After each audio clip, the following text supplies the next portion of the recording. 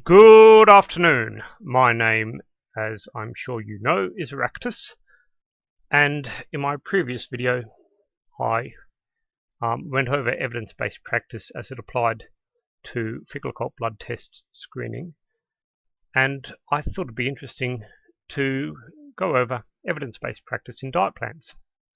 So I'm going to look at some diet plans, some popular ones and some not so popular ones, and go over evidence-based practice and how they apply to those diet plans. And then you'll be able to see which ones are based on good evidence-based practice according to NHMRC guidelines and which ones are not. And then you'll be able to decide for yourselves whether or not you think the approach that is taken in public health is appropriate or not. But first things first, thank you very, very much for choosing to view my video, and there are far more interesting videos to view on YouTube. So again, thank you. Now, the NHMRC evidence hierarchy, I did go over this in my previous video, but basically in public health in Australia, this is what's used to guide practice. This hierarchy and then the grade of the body of evidence. So if you find grade A or grade B evidence, generally speaking, the body of evidence can be trusted to guide practice. And if you find grade C evidence, it provides some support for recommendations. And grade D evidence, then you're struggling and you might have to do some in-depth research to try and work out exactly what the causes of your health area of concern could be. So where is evidence accessed? Journals. I'm told there are over 30,000 biomedical journals, so that's quite a lot.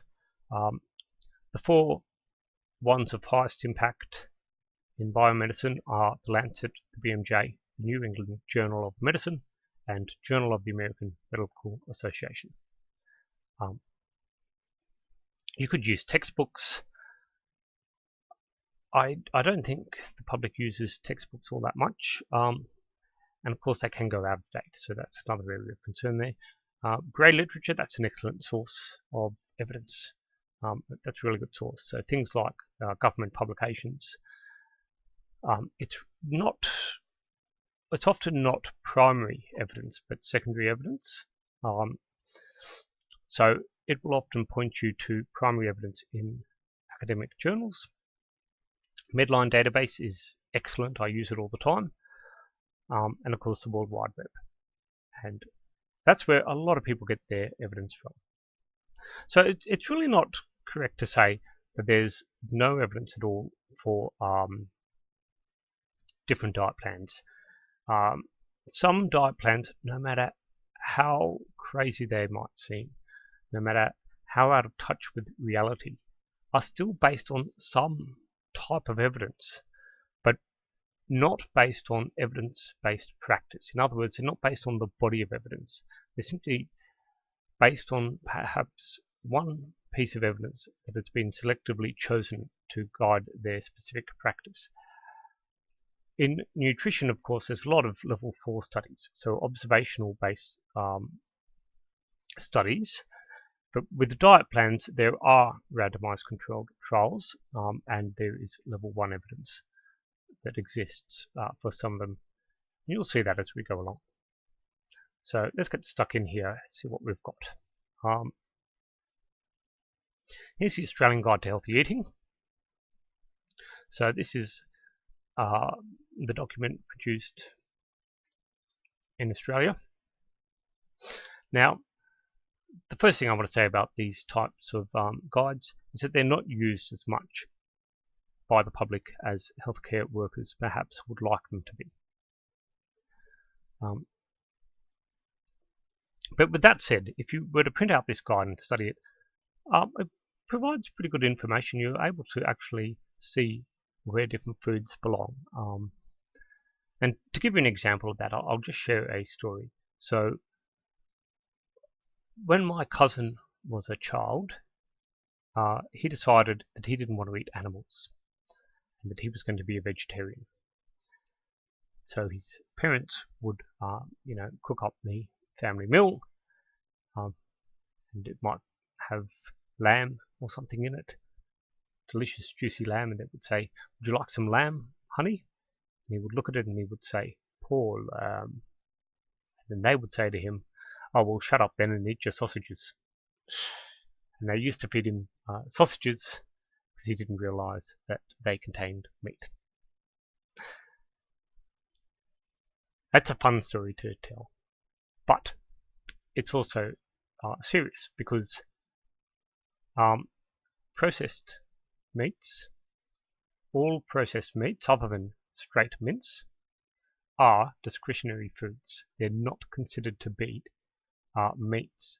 They're not considered to be part of the meat and protein food group as far as the 5 food groups are concerned. So technically speaking, he was still a vegetarian by not eating what the 5 food groups considered to be meat. So I thought I'd share that story.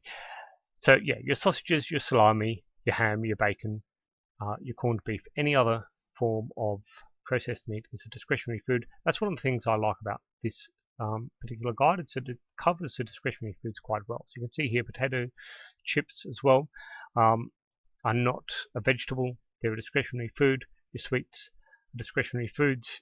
All your alcohol is discretionary foods. Your sports drinks, chocolates, ice creams, etc. So if you don't show people what discretionary foods are, they might try to put them into other food groups. So they might say, well, this ice cream, that'll be my serving of dairy. There's really no, that's a discretionary food. You should still have, you should still be following this guide, and that should come out of your discretionary food. So if you eat that, you can't eat another discretionary food item, etc. If that makes sense. The other thing is that they all contain processed foods. All of them. All 5 food groups, the cooking oils over here, and the discretionary items. So we'll go around. We've got the protein group here. So we've got tofu, for example, and baked beans. Those are both processed foods. And of course, tinned tuna, and they're all considered to be a valid part of the protein group, along with fish, eggs, and meat. Then you've got the dairy group. So you've got processed foods such as soy, yogurts, cheese, butters, again, all processed foods, but valid parts of the dairy food group. And you've got your fruits here. Tinned fruits, yes, they do qualify. Not fruit juice, though. Fruit juice would be down here in the discretionary foods. Vegetables, again, yes, your canned vegetables do qualify. Mushrooms are included in the vegetable food group, at least in this guide. Of course, they're not a vegetable and they contain protein, so you could actually put them into the protein food group. It depends on how you want to classify them, I suppose. So you wouldn't really look at this guide as being an absolute either, but I just thought I'd mention that. Then of course in your grains you've got your breads, your breakfast cereals, processed foods. So that's the Australian Guide to Healthy Eating. Then you've got other government guides. I looked at a whole bunch of them and they're all quite similar, really. Might actually note, before I move on to the other ones, it does say drink plenty of water, and there's a picture of a tap and water here, although I think to make the recommendation a little bit more prominent, they should be together, really. Anyway, moving on. So here's the Japanese food guide. It's pretty much the same as the Australian guide, so all the same amounts of food items to be eaten from the 5 main food groups. We've got the discretionary food group represented here as well. The water or teas, and physical activity. So the physical activity, that's the part that is missing from the Australian guide. It doesn't show you the cooking oils, use small amounts of cooking oils. It doesn't show you that at all, so that's another point of difference. And of course, it's much simpler. So if you were to print this off and study it, people may not understand exactly how to classify different things. You know, ice cream, does that go in the discretionary foods or in the dairy section? You know, that kind of thing. Your ham, is your ham a meat or a discretionary food, etc. Besides that, though, it's pretty good. Got the US guide. They've gone for a really simple look here. So they've got the 5 food groups: fruits, vegetables, grains, protein, and dairy, with no mention of the discretionary foods. I'm not exactly sure how successful this real simple approach would be. I'd be interested to find out. I haven't actually looked into it, so if you do know, do tell me. Down the side here, you can see you can get more information on each of the 5 food groups. So you can get more information on fruits, vegetables, grains, protein foods, dairy, and also oils. So even though that's not in the graphic there, they do have that section on that, but they don't have a section on discretionary foods. That's interesting. If you don't tell people about discretionary foods, they might try to put them into the 5 food groups, of course. That's what you would expect them to do. And you've got the UK guide as well. It's quite similar to the Australian one. I like it a lot, actually. It's got the oils and spreads here in the wedge, the water, low-fat milk, sugar-free drinks, including tea and coffee, all count 6 to 8 a day. They've got the grains, fruit and vegetables. This is a point of difference. They've included them all together, and they expect POMs to eat them in lower amounts than what the Australians, the Americans, and the Japanese, and plenty of others are recommended to eat. So POM's not really well known for their for eating fresh fruits and vegetables, and I think this just goes to kind of reinforce that. The protein group as well is well represented, and so is dairy, with all of its options, including soy drinks, your yogurts, etc., cheeses. The discretionary foods, that's looking a little bit lacking. So you've got your crisps, your chocolate, and your ice cream, and your sauces. You don't have the alcohol or the processed meats represented there. So again, people could get a little bit confused about that. But all in all, it's pretty good. They also, here's another point of difference, put the potatoes into the grain section. That could be a subtle way to try and get people to eat a little bit more of other vegetables as well. Whereas over here, you see quite clearly the potatoes are in the vegetable food group. Right. So, what's the evidence look like? What's our grade of evidence?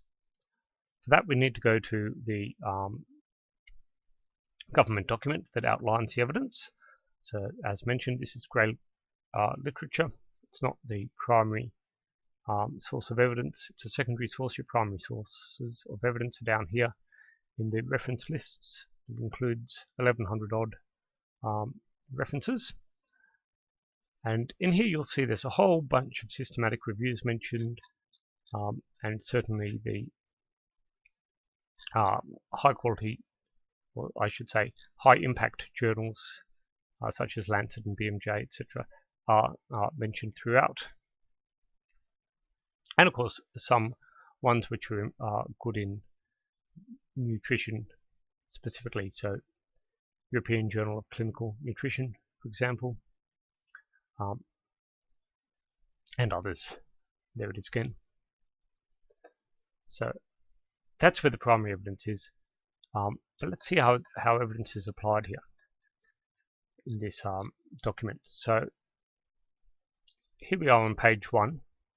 It says 2 systematic reviews found that higher dietary quantity was consistently associated with a 10 to 20% reduction in morbidity. For example, there is evidence of a probable association between a Mediterranean dietary pattern and reduce mortality. Grade B. Right, so grade B evidence for the Mediterranean diet is what they've said they found. That's interesting. I haven't shown you the Mediterranean diet yet. Why don't we have a look at it? So one of the reasons that people actually don't follow these guides is because they do look too restrictive. So when you see the Mediterranean diet here, it's even more restrictive. So I think that's one of the interesting things. But in any case, here it is. So every day be physically active. Every day base each meal around these foods. Basically your whole grains, your vegetables and your fruits, olive oil, beans, nuts, legumes, seeds, herbs and spices. At least twice a week consume fish and seafood. In moderate portions consume poultry, eggs, cheese and yogurt, and less often have red meats and sweets. And enjoy wine in moderation. Every day drink water. So they're actually telling you not to drink other forms of alcohol, for example, beers and spirits. They're also telling you not to eat other discretionary foods, processed meats, etc. So this is actually quite a bit more restrictive than the Australian Guide to Healthy Eating, although it is actually quite popular. And as we just learned, it's evidence-based. So let's have a look at the evidence that's cited. I've actually already got it open here, so I can show you. So we've got this one here, Scientific Evidence of Interventions Using the Mediterranean Diet, a Systematic Review, and Obesity and the Mediterranean Diet, a Systematic Review of Observational and Interventional Studies.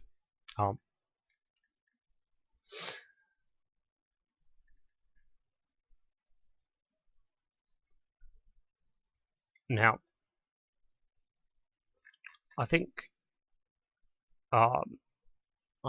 these are both open access, so you should probably be able to look them up if you want to read them more in depth. But as was mentioned, there's grade B evidence for the Mediterranean diet. So how does that go into planning the Australian dietary guidelines? Well, if you think it's just based on that one bit of evidence, you'd be completely wrong. So when we go through here, oh, there's a graphic again. When we go through here, you'll see that evidence has been used and has been graded. Breastfeeding, for example, not that that's going to influence the Australian Guide to Healthy Eating, but you can see that it is preferred over formula, and there's grade A evidence for that.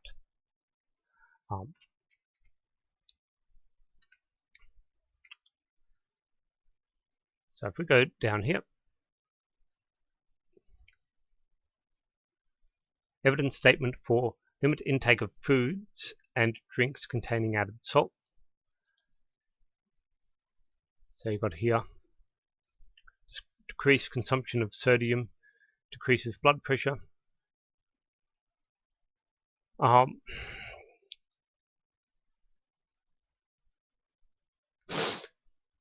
And that's in normotensive adults, and then you've got here in hypertensive adults. In both cases, grade A evidence for that recommendation. You've also got consuming a diet in low in sodium reduces blood pressure in children up to 18 years of age, and there's grade B evidence for that. Now, how you apply that's going to have to be carefully done as well, and there's a good reason for that. That's because iodized table salt is the most important source of iodine in the Australian diet.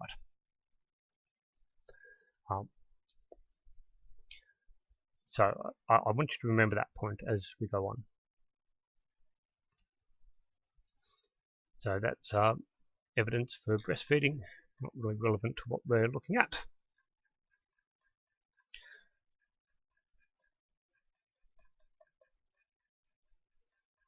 Let's see if I can find some more here. Grade C evidence.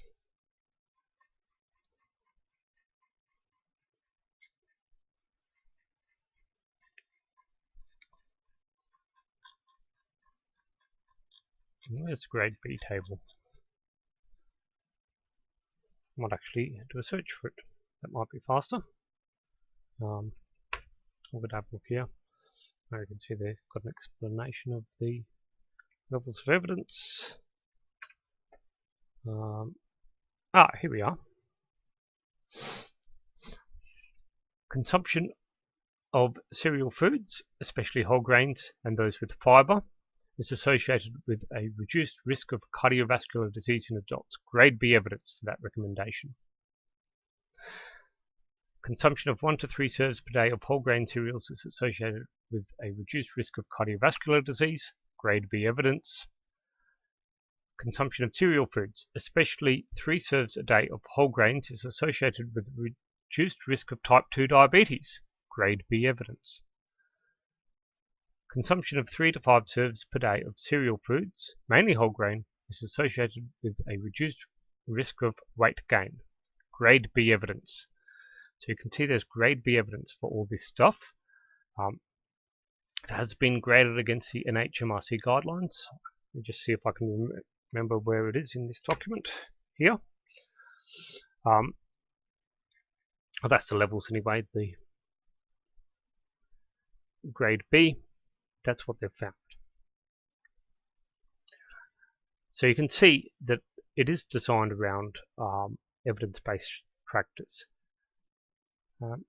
And there are many other considerations that need to come into play when designing something like it as well. So affordability is another thing. You can't just produce a diet that is unaffordable for people. So we know the grains, for example, are fairly low-cost foods, whereas vegetables are higher cost. Not all of them are potatoes and pumpkin, carrots, all very cheap, generally speaking. Corn, of course. But in the grand scheme of things, when you compare vegetables to grains, they are more expensive. Fruits, again, depending on which fruits you eat, can also be more expensive. And your high quality meats are often more expensive. So the lean ones, the lean meats they want you to eat, are often more expensive than the fatty beef. So those are all considerations to make. Now let's go over some other popular diet plans. So we've got the paleo diet here. This is the official website. It was developed by Lauren Cordian, PhD. First thing to note about it is that it's a high protein diet. So high protein diets certainly have a place. I'm not at all arguing that they don't. This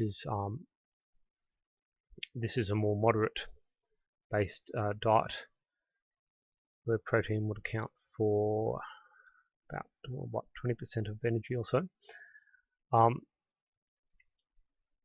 Whereas in the paleo diet it counts for a lot more energy. So yeah, for some people protein diets would be recommended. People like bodybuilders, for example, some athletes. But as a general diet to recommend for most of the public, really not recommended that just everyone goes onto a high protein diet. But then let's have a look at what their recommendations are. So again, this is the official website. I've not taken this from some other source. So we've got under here, under the eat column, there's a couple of things that should raise some red flags right away. So grass-produced meats.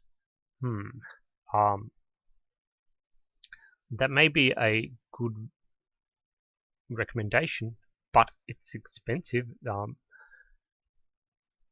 Depending on what meats we're talking about. Okay, so lamb, clearly, pretty much all lamb is purely pasture-fed.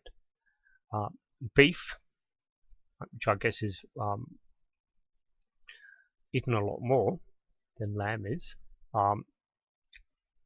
Beef is, in Australia, it's primarily grass-fed, but in the last 2 months of the animal's life, it is fattened on grain to produce a higher yield, and that reduces the cost in the supermarket. So it's actually quite a bit cheaper and more affordable for people as well. So affordability could be an issue with that recommendation. Fish and seafood, again, that does raise a red flag, because it's very important about which fish and seafood people should be eating. So in Australia, the most common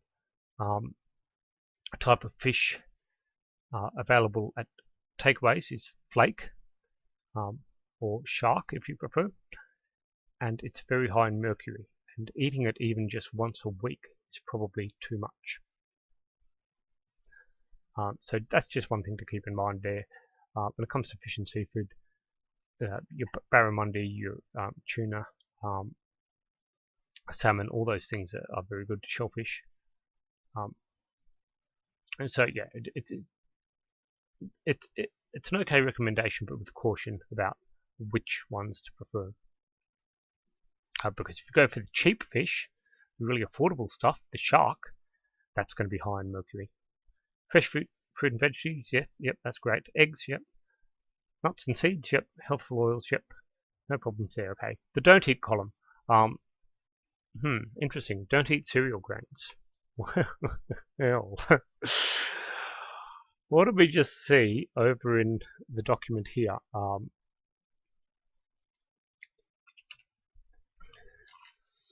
Let's see if we can find it again. Consumption of cereal foods is associated with a reduced risk of cardiovascular disease in adults, a reduced risk of type 2 diabetes, and a reduced risk of weight gain, all with grade B evidence. So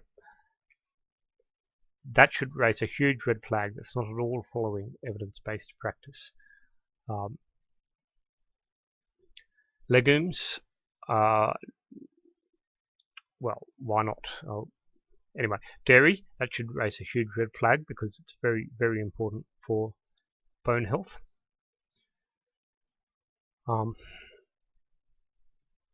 And if you're going to get osteoporosis, you're not going to know that you're developing it until it's too late. So that's why it's really important to get enough dairy in your diet. Refined sugar, yep, that's actually a good recommendation in this column. Potatoes, ooh, it also raises a red flag with me. And the reason for that is because, as I mentioned before when going over this, the cheap vegetables here are your potatoes, your corn, your pumpkin, and your carrots. Those are consistently the cheapest vegetables you can get at the supermarket. Oh, and onions. Onions are also cheap. Everything else costs increasingly more money per kilogram. So do think about that. Affordability would be an issue with that recommendation. And what evidence does he have that potatoes are bad? I'll actually show you a journal article. This is a high impact journal article that was published in the New England Journal of Medicine, and it followed 120,000 people over 20 years with 4-year interval follow-up data, and plotted long-term weight gain. You can actually look this up. It's open access, so you will be able to read the whole thing if it interests you. As I said, it was very, very high impact. And if we go down here, we can actually see what they found.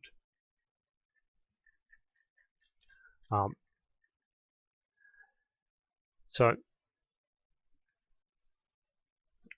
what we see here is potatoes are associated with positive weight gain. So are processed meats and red meats, to a lesser extent butter, sweets, desserts, and refined grains. Cheese is fairly neutral. Then you've got vegetables, nuts, whole grains, fruits, and yogurt, all associated with negative weight gain. And in your beverages, your sugar-sweetened beverages, your fruit juice are associated with positive weight gain, and then your milk and diet soft drink are all fairly neutral when it comes to weight gain.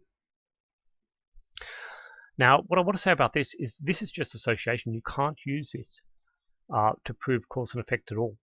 You can't make any inference about that from this document. This is purely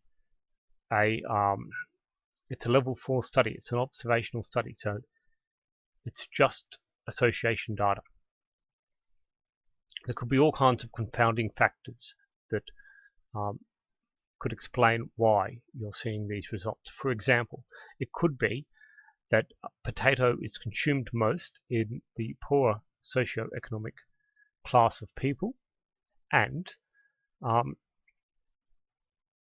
the poorer socioeconomic class is at a higher risk of long-term weight gain itself. That could be your confounding factor, or there could be another one. That's the reason why this is not evidence of cause and effect, and why it can't be used that way. So I just thought I'd point that out. It's actually a good article, really good. It's really high impact. So yeah, certainly do check this out. But I did want to go over that just to show you that, and as far as I know, there's no other evidence that exists. Certainly I didn't see anything in here with a grade B or grade A evidence saying that potatoes are, I'm going to look them up maybe, are associated with positive weight gain.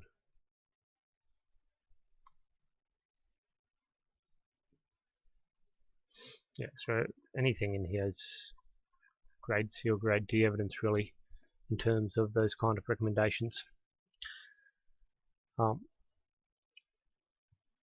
So yeah, even though there might be some evidence, the evidence really doesn't prove what is claimed, which is don't eat potatoes.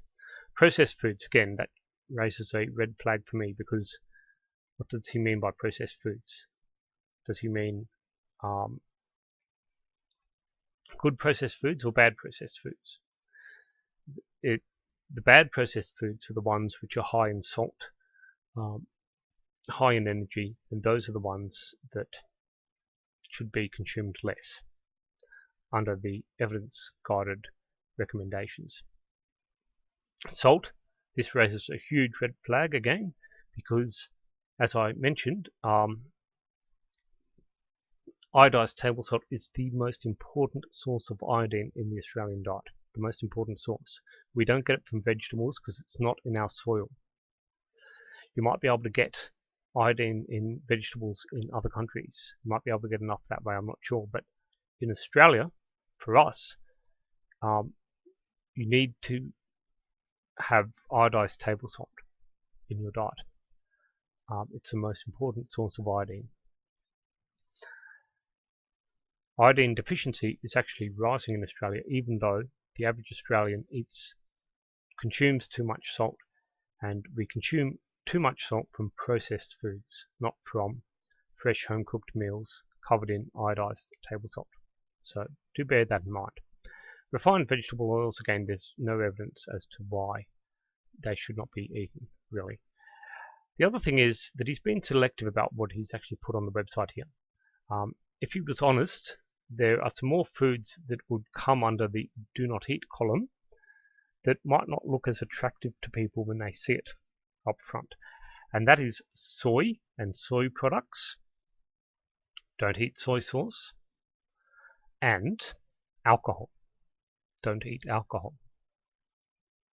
Or don't consume alcohol. Again, consuming less alcohol is probably a good thing, but you've also got to make your recommendations achievable. They've got to be realistic.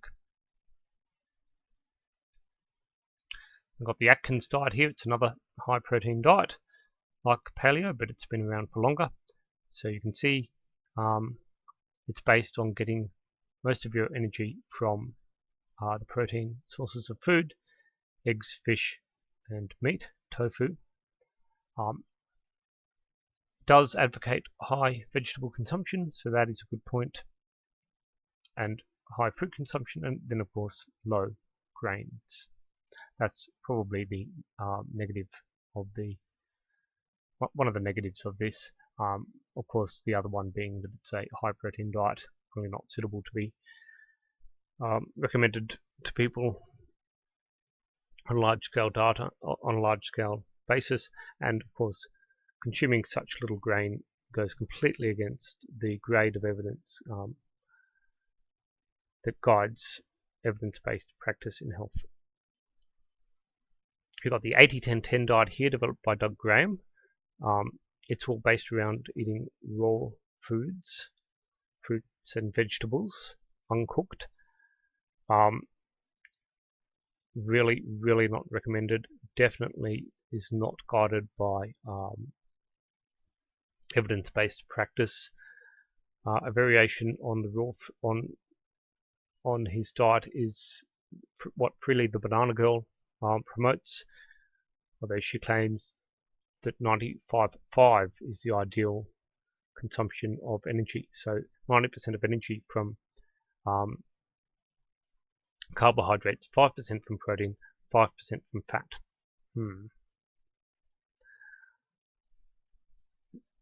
These people have absolutely no idea of diet. Cordian is somewhat qualified, but if he was a member of a nutrition association, for giving this kind of advice out indiscriminately to the public, he'd probably be expelled. Which is exactly, I've actually got an example of that over here. I found this website a few days ago, and we'll just have a look here. Dietitian expelled from DAA for providing advice inconsistent with evidence-based practice. It's rather ironic that only a few short weeks ago I was happily writing about the A&D's turnabout on several nutrition issues, while today I'm sharing the case of an Australian dietitian whose governing body has expelled her because she makes recommendations that are inconsistent with evidence-based practice. Well, duh, that's exactly what we want to happen. How would you feel if your doctor was not following evidence-based practice? You'd expect him to be disqualified from practicing in Australia, and you would even want that to apply worldwide if such a finding was made. Of course, if the dumb bitch is not going to follow evidence-based practice, then of course you want her to be expelled. That's exactly what should happen. Believe me, when people go into studying nutrition, they go in with a lot of preconceived ideas in their heads that they cling to, that they don't want displaced when they're presented with evidence. This is just one example of a DAA document. So this one's the best practice guidelines for the treatment of overweight and obesity in adults. And if you went to see a dietitian in Australia for management of obesity, for example, this is what they should be following, this guideline document. And if they're not following this, then the DAA will probably give them a warning and follow whatever process they go through. And if they persist in doing it, they'll expel them. That's exactly what should happen. Yeah. Anyway.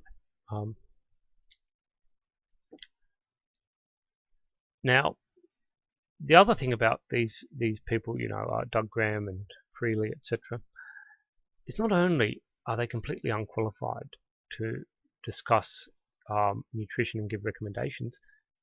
Look at this, she doesn't even know how to write calories, or kilocalories, I should say. That's not how you write it. The correct way to write it is kcal, like this, right? Kcal, or capital C calorie. Lower C calorie is what she's talking about. That's 1/1000th of a kcal. And we don't use calories in Australia. We use kilojoules. We use the metric measurement. So why can't she actually talk about the correct measurement for energy?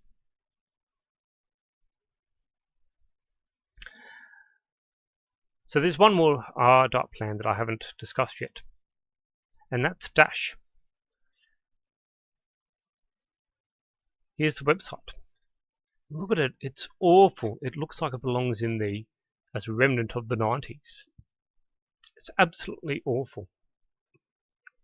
It looks broken. It's horrible. Worst of all, even its terminology is not up to date. Look, it's got the capital C calorie, but that's not the preferred way to write it. It's kcal. And it doesn't provide kilojoule information, just calorie information. They don't provide a nice graphic like this either to explain it to people. It's all text-based in this horrible looking table. And despite that, DASH is actually a really good diet plan. So I had to find a visual representation. I had to go to this website, the UK healthcare website. I'll just bring that up a bit bigger. There we go. So you can see how it kind of works. It splits food into a few more groups than just the 5 food groups. It recommends more servings of fruit compared to the other diet plans that we've been discussing. Slightly lower on the vegetables, and in other areas it's much the same and very similar to the Australian Guide to Healthy Eating and these other government guidelines.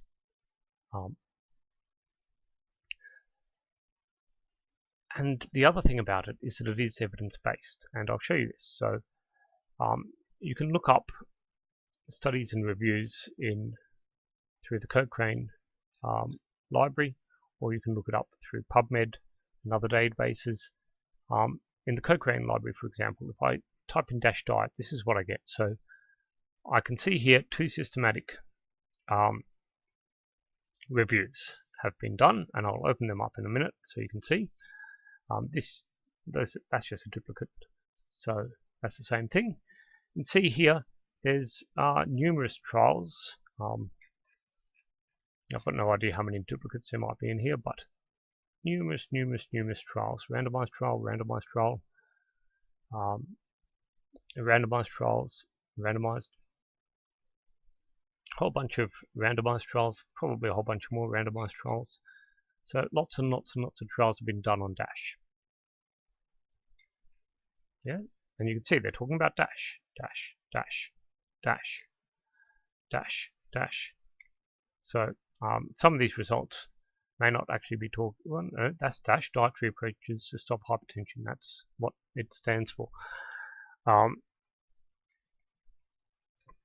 So yeah, if you were to go through here, all of these on the first page anyway, certainly all relevant to DASH. You might find some that aren't. So that's DASH diet. Let's look at paleo diet. One trial. That's all that is listed in the Cochrane database. And guess what they found? Their findings were not positive for the diet. So you wouldn't use it here. And also it was specifically looking at NAE. Net acid excretion in adults with type 2 diabetes. So they're lower than the typical Western diet. That's all they found. That's not a strong conclusion. That's not comparing it to another high quality diet for one thing, and that's just one thing about it. So, and like I said, this is just one trial. That's it. That was listed in this database anyway. I mean, there'd be more if you look in PubMed, no doubt, but yeah, it's not following evidence-based practice. DASH, on the other hand, well, DASH has been studied. I've got the studies open here, so here you go. Here's one, the effect of DASH on weight and body composition in adults, and I've got this one here, influence of DASH diet on blood pressure. So let's have a look at their conclusions. DASH is a good choice for weight management, particularly for weight reduction in overweight and obese participants. It's a pretty strong conclusion. This is a systematic review, a level 1 study. Of course, I haven't actually looked at whether it's got a low, medium, or high risk of bias, but just showing you where it sits on that table. We've got this one here. The results revealed the profitable reducing effect of the DASH-like diet on both systolic and diastolic blood pressure in adults. So, yeah, they're both positive for the diet.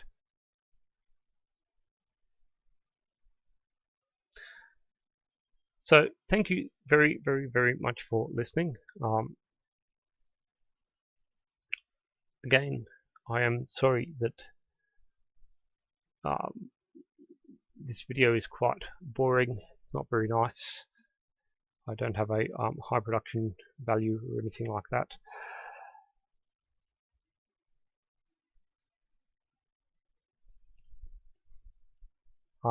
And again, it's really up to you to make up your own minds about whether you think that the way evidence is used is appropriate or not. But I have shown you that it is used and that it is applied in this area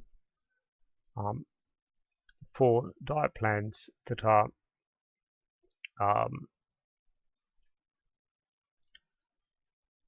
published and developed by governments, certainly.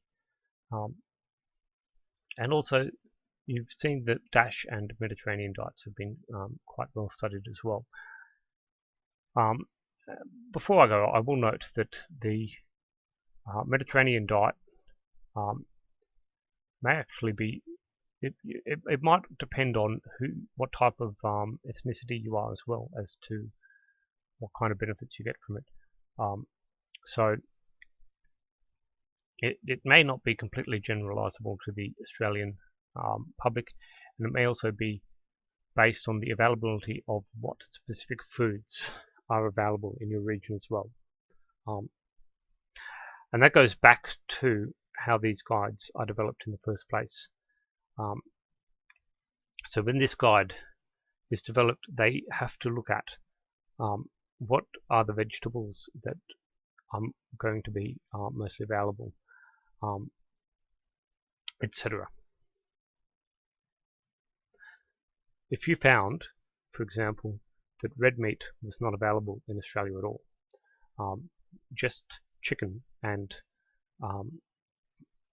fish, you might have a different recommendation to make when it comes to the fish food group, because people would be eating lower energy dense foods. So that's just an example. That's how these things are applied. It's exactly why you see over here the number of servings that the Japanese recommends for fish and meat per day is actually a bit higher than for Australia. And that's probably because the Japanese are consuming lower energy dense options from that food group. And that's really the only thing that's different. Everything else here and here, it's all pretty much the same as the Australian guidelines. So again, thanks very, very, very much for listening. It's up to you to make up your own minds about whether or not you think the way that evidence is applied is appropriate or not. And of course, it's up to you to decide what diet you want to follow. The only recommendation that I would make is that you look at what your country has designed for you, because it'll be based on those regional issues, which I've slightly touched on. So, for example, in Australia, the issue to do with iodine, and that's why we have iodized table salt. So just little issues like that. So yeah, again, that's what I would recommend should be a starting point to anyone. Although if you already follow one of these diet plans, yeah, I'd certainly be interested to hear from you, especially if you actually follow DASH,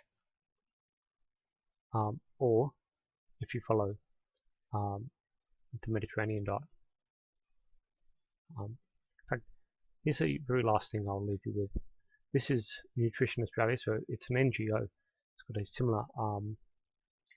similar standing to the Heart Foundation. They've been around for over 30 years. Healthy Eating Pyramid. Looks very similar to the Australian Guide to Healthy Eating, doesn't it? Except, of course, they don't even include the discretionary foods. Thank you very much. Have an excellent day.